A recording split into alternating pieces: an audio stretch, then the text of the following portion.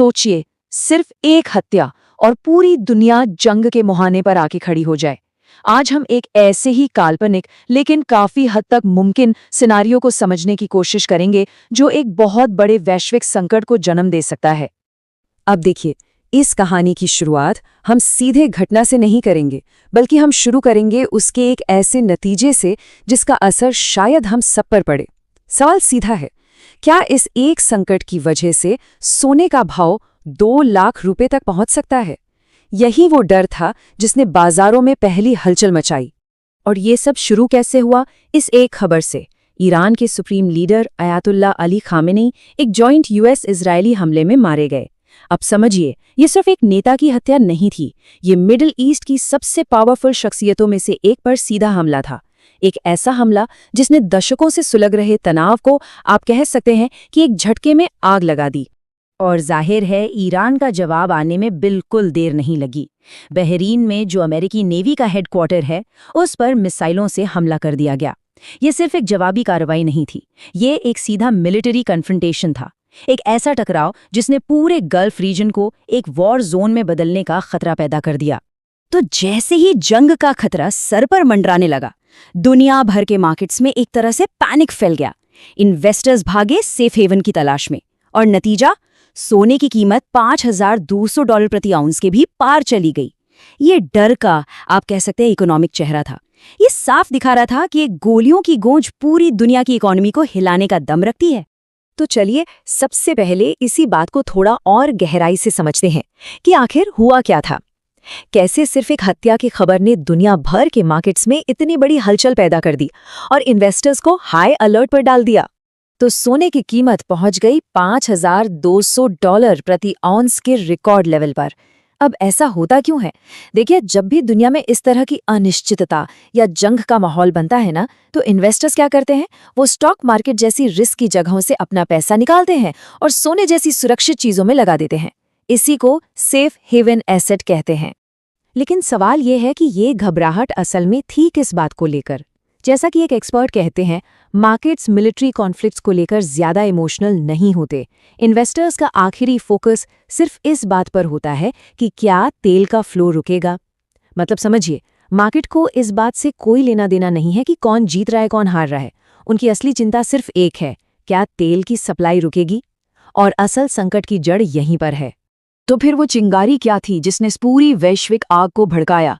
वो कौन सी एक घटना थी जिसने दुनिया को इस नाजुक मोड़ पर लाकर खड़ा कर दिया?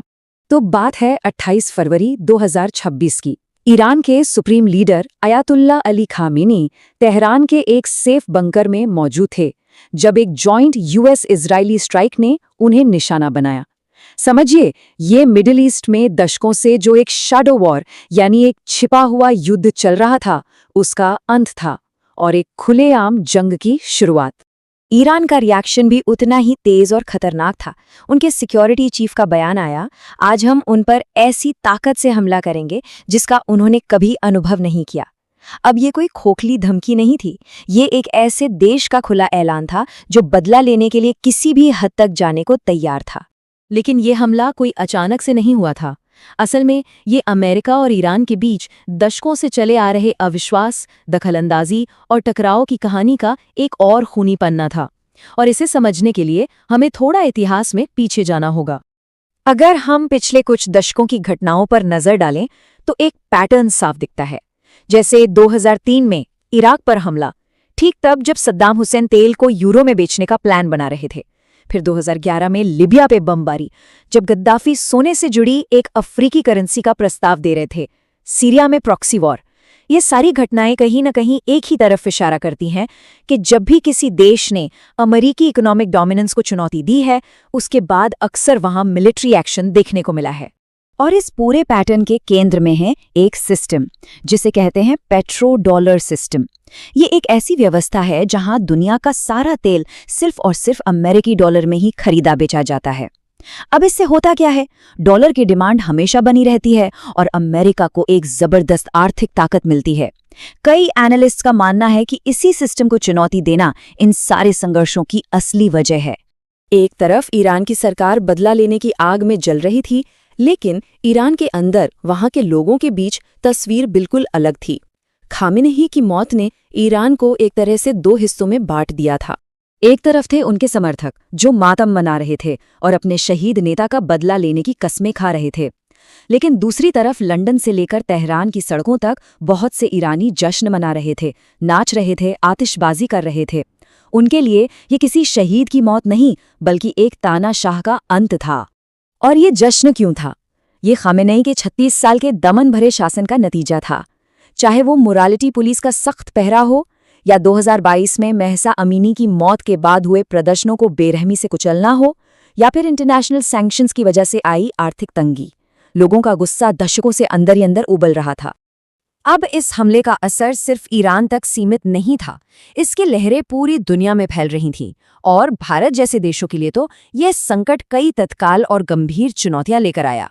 इसको ऐसे समझिए, भारत अपनी जरूरत का लगभग 88% कच्चा तेल बाहर से मंगाता है, यानी इंपोर्ट करता है, और इसमें से 40% हिस्सा सिर्फ खाड़ी देशों से आता है। इसका सीधा मतलब यह है कि हमारी एनर्जी सिक्योरिटी सीधे सीधे इस अस्थिर इलाके से जुड़ी हुई है और अब ये पूरी सप्लाई लाइन ही खतरे में पड़ गई थी।